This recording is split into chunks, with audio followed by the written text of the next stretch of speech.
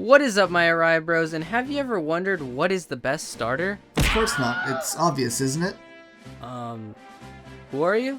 Oh, sorry about being rude there, eh? My name's Axellian. Oh hey Axellian, thanks for stopping by. Choosing a starter is always the most important and pivotal decision to make in your journey. Of course, there's no right or wrong decision on which starter to pick, but there definitely is a best Pokemon to pick that would benefit you the most. So today, I, and I guess Axellian, will help you guys make the right decision on what statistically is the best starter.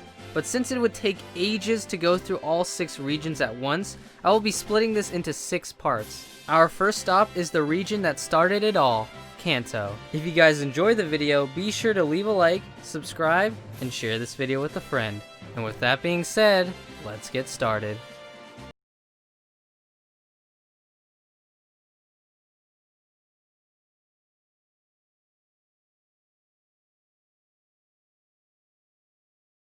So our options are the fire Pokemon Charmander, the water Pokemon Squirtle, and the grass Pokemon Bulbasaur. Just about anyone could tell you that Charmander and Squirtle were the most popular, but which was objectively the best? Well, clearly Charmander's. Whoa, let me cut you off there. Charmander actually is the worst of the 3 to choose. That's impossible. Charizard is easily the coolest of the 3 final stages, and I used it in every playthrough of Red and Blue, and I never had a problem. Never a problem?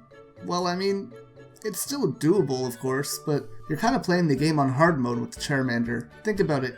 You hit the first gym and your starter, who is most likely your strongest Pokemon, gets hit by a floating rock with hands and almost gets knocked out instantly. Well, yeah, but you can catch Mankey near Viridian City or Nidoran on Route 2, and they can use fighting-type moves to get through that gym. So you're gonna have to go out of your way to find a Pokemon because your starter's making the game more difficult. And I'm assuming you went and grinded for a Pikachu to beat Misty too then, eh? Well, yeah, but...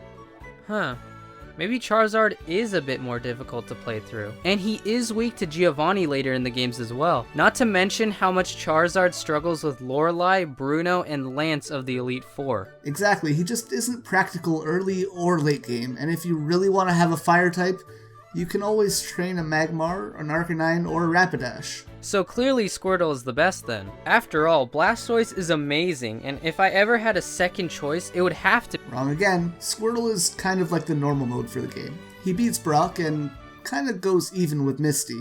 He only really struggles mid-game when you're fighting against Lieutenant Surge and Erica. And late game he takes down Giovanni pretty easily. I see where you're coming from, and on top of that, well, look at the other options. Even without Blastoise, there are a load of great water types available to the player. Gyarados, Dugong, Lapras, Slowbro, Cloyster, Golduck, Vaporeon, Starmie, Poliwrath, and Tentacool can all do his job pretty well. And that leaves Bulbasaur, the objectively best starter Pokemon in Gen 1. That's so crazy to think about when you consider that he is easily the least popular. Well, he shreds through the first 2 gyms and the last one, resisting the 3rd and 4th, goes even with Koga, and only really struggles with Sabrina and Blaine. The important thing about that is that those 2 are so late in the game that your team is diverse enough to deal with them. It isn't the same as early game weaknesses where you might be struggling to find a useful Pokemon to get you through.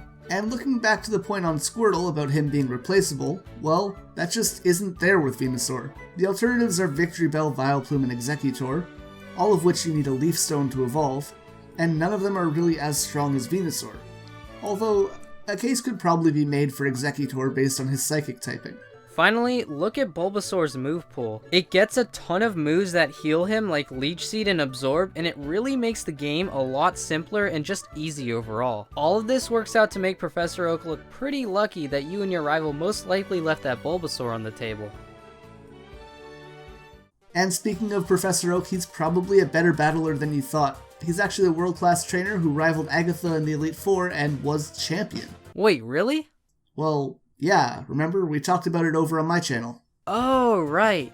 And you guys should definitely go check it out if you want to learn more about the many secret lives of Professor Oak. But before you do that, why don't you stick around and subscribe to become an Eryizo today? If you already saw Axellian's video, click here to see my theory on why Volcarona could have been a legendary Pokemon. Also, be sure to leave a like on the video to show your support, and I will see you guys next time.